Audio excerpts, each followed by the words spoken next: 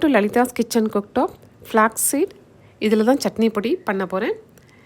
இது வந்து தோசை இட்லி இதுக்கெல்லாம் நம்ம வந்து சாப்பிட்லாம் வச்சு. இந்த தோசை மேலே தூவிட்டு அதை தொட்டுட்டும் சாப்பிட்லாம். ரொம்ப நல்லாயிருக்கும், டேஸ்டியாகவும் இருக்கும். இதில் வந்து நான் தெரிஞ்சுக்கிட்டது வந்து இந்த ஃப்ளாக்ஸ் சீட் வந்து டயட்டில் நம்ம அப்பப்போ எடுத்துக்கலாம். அது டிஃப்ரெண்ட் வேல வந்து நம்ம ஃபுட்டில் வந்து இதை இன்க்ளூட் பண்ணிக்கலாம் நம்ம டயட்டில். இதில் ஒமேகா 3 ஃபேட்டி ஆசிட் இருக்குது, ஃபைபர் கண்டென்ட், நிறைய நியூட்ரியன்ஸ் இருக்கிறதுனால நம்ம டயட்டில் கொஞ்சம் எடுத்துக்கலாம். ஸ்மூத்தியாக பண்ணிக்கலாம், ஓட்ஸோடு மிக்ஸ் பண்ணி சாப்பிட்லாம், இதை பவுடர் பண்ணி சப்பாத்தியோடு மிக்ஸ் பண்ணி சாப்பிட்லாம். இந்த மாதிரி டிஃப்ரெண்ட் வேல நம்ம டயட்டில் இதை ஆட் பண்ணிக்கலாம். இப்போ நான் இந்த சட்னி பவுடரை முதல்ல செஞ்சுருக்கேன். இது எப்படி பண்ணுறதுன்னு பார்க்கலாம். இதில் கொஞ்சமாக எண்ணெய் விட்டு இதில் 1/4 கப்பு ஃப்ளாக்ஸ் சீடை சேர்த்து வறுத்துக்கலாம்.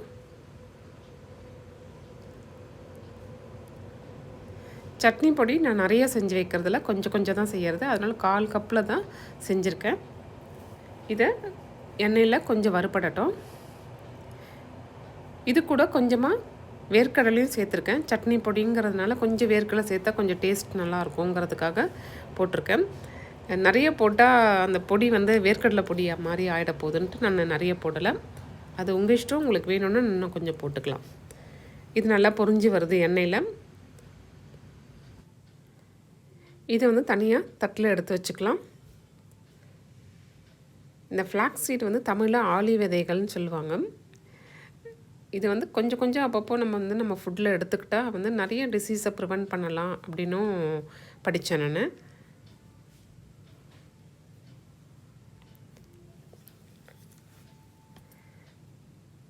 இப்போ வந்து சட்னி பொடிக்கு இன்னும் கொஞ்சம் எண்ணெய் விட்டு இதில் வந்து மிளகாயை வந்து நான் வறுத்துக்கிறேன். காரத்துக்கு ஏற்ற மாதிரி நீங்கள் சேர்த்துக்கோங்க. நான் 6 மிளகாய் எடுத்துருக்கேன். இன்னும் 2 கூட சேர்த்துக்கலாம் காரமாக வேணும்னா. பூண்டு கைப்பிடி அளவுக்கு 10லேருந்து 15 சேர்த்துக்கலாம். கொஞ்சம் கருவேப்பிலை அப்படியே இதெல்லாம் வறுத்துக்கலாம்.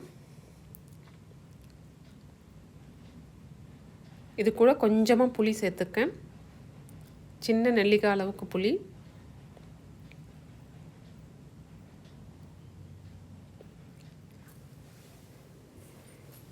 கூடவே 2 டேபிள் ஸ்பூன் அளவுக்கு கொப்பரை தேங்காய்.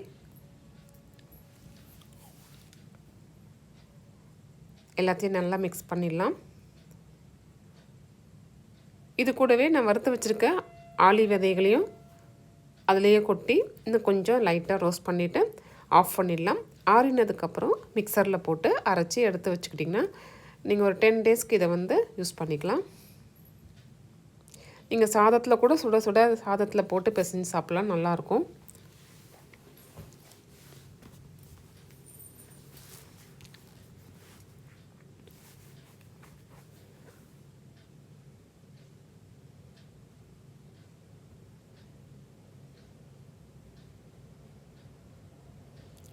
ஆறி இருக்குது. இப்போ மிக்சரில் கொட்டி அரைச்சிக்கிறேன் நான்.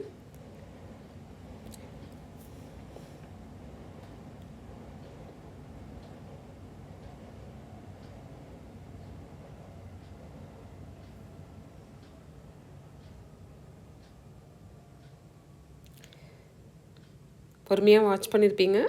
எப்படி இருந்ததுன்னு உங்கள் கமெண்ட்ஸ் கொடுத்துருங்க. சப்ஸ்கிரைப் பண்ணிவிடுங்க. இது கூட கொஞ்சம் உப்பையும் சேர்த்து நான் மிக்ஸ் பண்ணி அரைச்சிக்கிறேன். சட்னி பொடி ரெடி. டிஃபன் இட்லி தோசைக்கு வச்சு சாப்பிட்றதுக்கு அருமையான ஒரு சட்னி பொடி, ஹெல்த்தியும் கூட. அடுத்த வீடியோவில் நல்ல ரெசிபியோடு சந்திக்கிறேன். தேங்க்யூ ஃபார் வாட்சிங். Have a good time. Thank you.